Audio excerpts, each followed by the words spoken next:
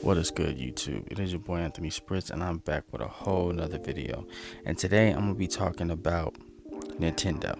And I know everybody and their mom at this point is talking about Nintendo, and I don't usually make these videos because I like to try to, you know, do things at my own pace and do things in a way that's a little bit different than the norm. But I think that this situation is so ridiculous, I had to jump in there and throw my little 2 cents in the pot. So welcome to Spritz 2 Live. I'm Anthony Spritz. If you're new to the channel, I just like to talk about video games and stuff. So if you run across this video, leave a like. Thanks for the view. And obviously, I would love for y'all to comment. I want this channel to be interactive, and I try to answer all the comments I get.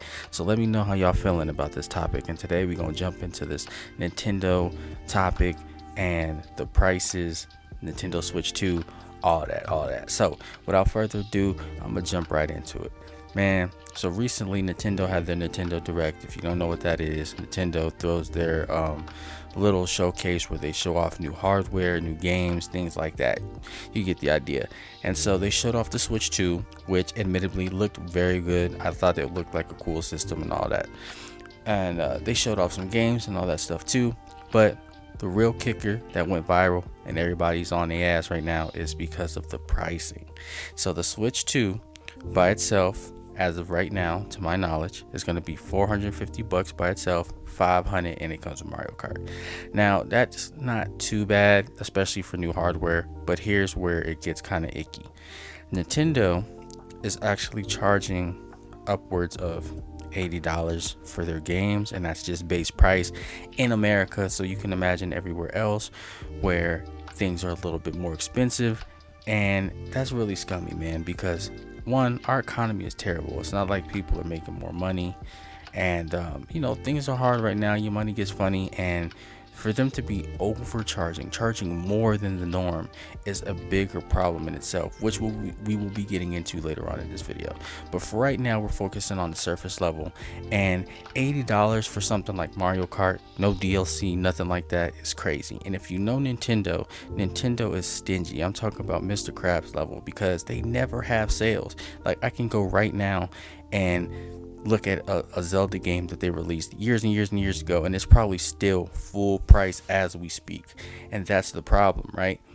When you're looking at things like the Switch 2 and the ecosystem, like I just explained, the fact that the games never go on sale, you're going to be spending a whole lot of money just to be actively playing games. And that's bad, because Nintendo is the family company. They're the uncle at the cookout that's providing all the fun activities for parents and kids alike. And so for them to get scummy and money hungry like this is a really big problem.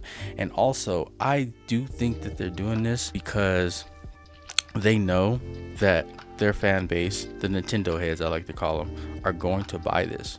They're going to pay that premium price, and that's a big problem.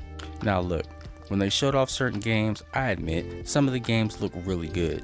Like the new Metroid Prime game looks really cool, the new Donkey Kong game, Heat. But $80 for a base price game is absolutely insane. That's one game. And like I said, they don't like to do sales and things of that nature to kind of appease those players who try to wait for those sales and try to get in at a cheaper starting point, right? Which is understandable. So obviously people had stuff to say. A lot of people are stepping away from gaming altogether, or considering selling those 7 C's and doing some pirate activity, some straight up One Piece anime arc stuff, if you catch my drift. And I think that is very sad, because gaming, especially Nintendo, like I said, they're the family company. They're the ones that kids gravitate towards. Might be a child's first game, right? Their first experience with gaming, and for them to hike up these prices at such a high rate is just ridiculous. And I think that when you look at how they're reacting to the backlash, they're basically saying you don't have a choice, buy it or go jump off a cliff.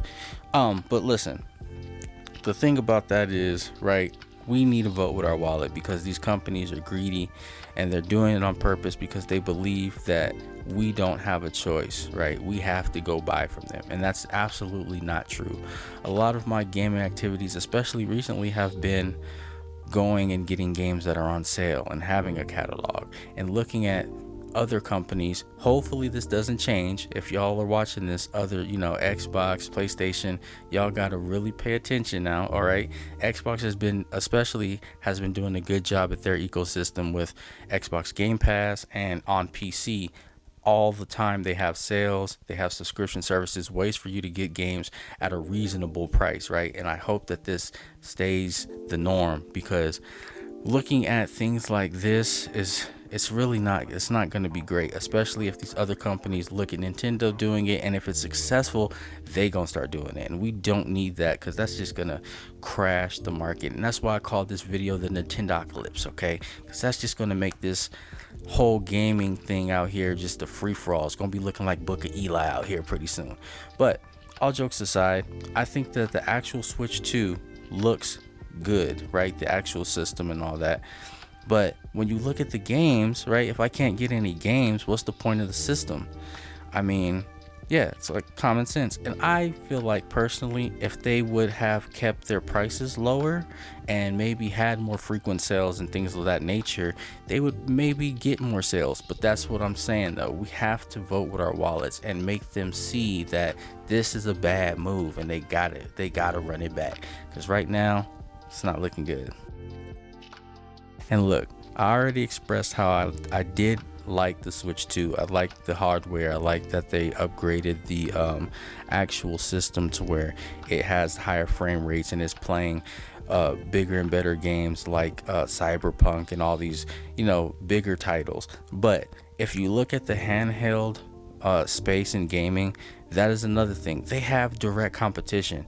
Not only do we have things like the Steam Deck and the Steam Deck 2 coming out, but you have like the Asus ROG and all these other handheld system. Xbox gonna come out with their stuff to where they have direct competition, and I'm pretty sure their ecosystem, like I explained earlier, is going to be way better. So if I buy a Steam Deck, Steam has sales all the time to the point where you could get multiple games for a fraction of a dollar.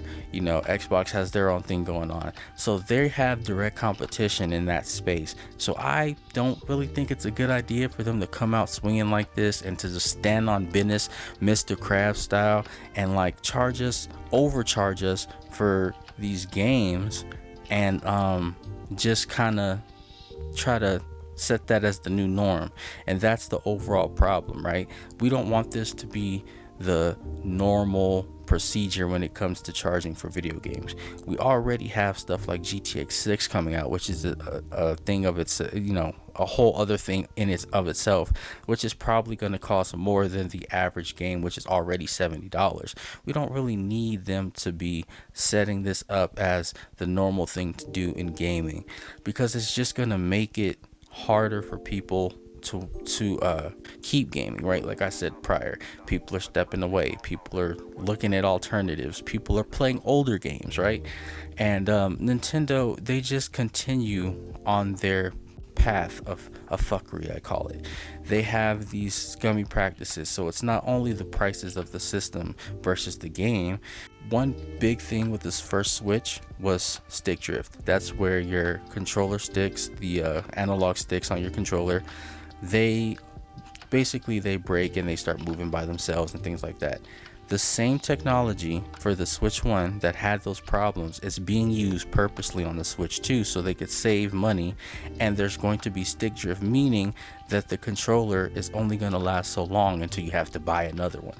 And they could have fixed this, but they decided not to on purpose. On top of the fact they don't have the OLED screen on purpose, so they could probably sell that for more money in the future. Things like this, where they're cutting costs and basically saving money so they could get more money out of you in a way that is just very like scummy and just bad practice. It's just bad juju, man. It's just not, it's not good. It doesn't sound good, and it isn't good, right?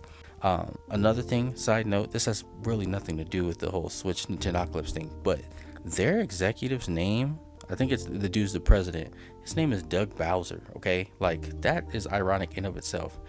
Bowser is, if you don't know, one of the main villains in Mario. All right, and now he's one of the main villains out in real life. So yeah, We living in crazy times right now. We need Mario to come in and take Doug Bowser by the tail and just whip him into shape, because bro's out here crashing out.